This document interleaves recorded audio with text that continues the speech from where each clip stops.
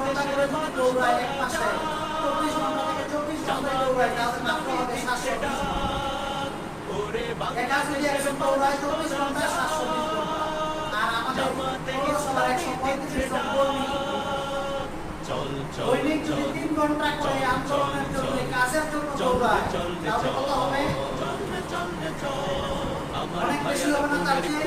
এজন্য সবাই একটা দিনে একটা পেরেশান আগামী দিনে কালীগঞ্জের আমাদের যে 9টা ওয়ার্ড আছে সেই 9টা ওয়ার্ডের প্রত্যেকটা ওয়ার্ডেই যাতে আমরা আমাদের হাইরুল হাসান ভাই বাংলাদেশ জামাত ইসলামের পক্ষ থেকে বিজয় এনে দিতে পারি সেরকম পরিবেশ তৈরি করার জন্য আমাদেরকে মজার কাজ করতে হবে ইনশাআল্লাহ। এখানে কিন্তু অন্যান্য ইউনিয়নের পর্যন্ত সেখানে কাজ করবে না। পৌরসভার প্রত্যেকটা ওয়ার্ডে যার যার ওয়ার্ডের কাজ সেই কিন্তু করতে হবে।